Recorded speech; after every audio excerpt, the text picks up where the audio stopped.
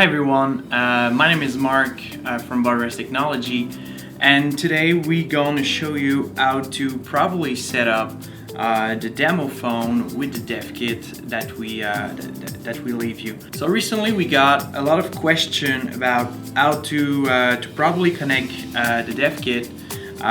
So we want to take time to show you how to connect it, what's some error that you may face when you do this process, and also how to connect in the Haptic Studio and how to use the Haptic Studio to do the demo. So some of you receive only a phone that you connect with an USB-C connector to the computer.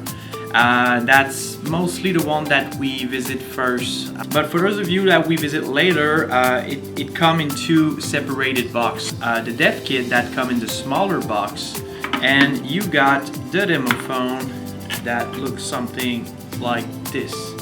So the first step to connect this is to open up that small little door that you have here on the connector. So you have to lift the black part upward, so you open up the connector. Then you take the FPC that is connected to the demo phone.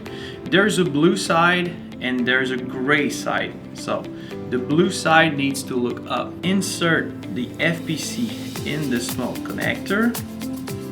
This is the part where you need it to be gentle, and it's probably the most complicated part of the overall process. So when it's done, close the door and then verify by applying a little bit of tension that the FPC is well secured. It happened to some of our customers that the other part of the FPC was disconnected. So if you have to reconnect it, it's the same process. It's just that the door that you need to open is on the other side door. So this is the small hole that we place the connector in. You have to open up the door on the other side. Then you connect the FPC blue part looking toward the Boreas logo. And when it's done, you have to close the door. If it's too difficult, just take a small screwdriver and it might do the job. We put some magnet behind of this case, so when you put it on top of it, of the demo phone, it should stick to it. So the next part is to use the USB-C cord that we gave you connected at the bottom of the dev kit and connected to your laptop. Now install the Haptic Studio, and when you open up the software, you should see in the connect part of it the name of this device. If you don't see it, the first place I'll look into it is that you could open up the front door of the dev kit and you see some LED light on the kit. If the light is red, that means that the FPC is not connected the proper way. So go back, look into those two connectors and make sure that the FPC is secure. If it's green, that means that the connection is probably done.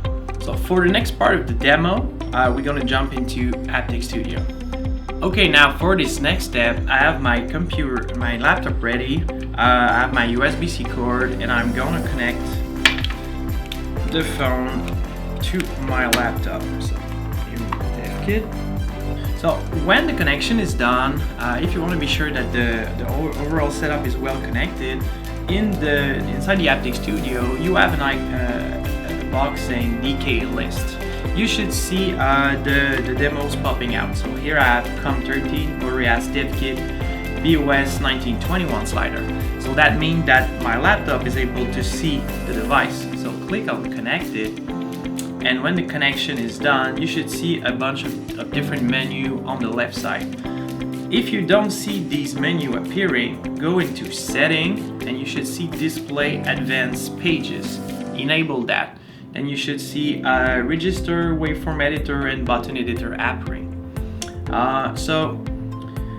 There's a small bug in the software that needs you to click on the button editor page first, and then click on Mobile Button Demo menu. If you don't do this exercise in this order, the button demo will not work properly. So I highly suggest you to do that. In the Borea slider demo section, I could press on the slider on the side of it, and I should felt 3 buttons. There's a visual cue for you to confirm that the demo is working. You should see a blue light next to whatever button you're clicking. So when I'm pressing on the first one, the volume up, I see a blue light appearing under the volume up icon. You could change the button configuration. So there's the number of Newton and the force of the click. Number of Newton determine the deepness of the click. So higher the Newton, the deeper the button will fail. And then you have the base strong or 2x strong. I will compare this to the kick of the vibration that you receive. So normally when we set up a demo, we go to 3 Newton strong. This is probably the one that overall in the team we prefer the most. And other things to keep in mind, even if you have 3 different button configuration, always limit yourself to 2 different configuration at a time. If you put 3 different configuration, the memory of the chip will not be able to handle it, and it will cause the dev kit to crash. So always limit yourself to 2 different configuration at a time. If it happened that you select a 3rd one, just go into the home page, disconnect the kit, reconnect it, and it will work just fine again. But that is to keep in mind. There's also a configuration that we often showcase. This is the camera configuration. So the camera configuration is a 2-step button. So it is really sensitive. So most of the time when you give that to a customer, he will press on the button and he will not be able to fail that first level because it's too sensitive. You really have to be gentle. So press a little bit, you should fail the first click and then fully press it. Then I'm gonna make you move in the demo to the slider. So when you move it to slider, it will open up different configuration. So here at the top, you have 2 checkbox. One is enable haptic and one is enable button. I always start by disabling both. So when the person trying to press on the slider, he should not feel any vibration whatsoever. But we're still able to have a visual cue of the position of the finger on the software.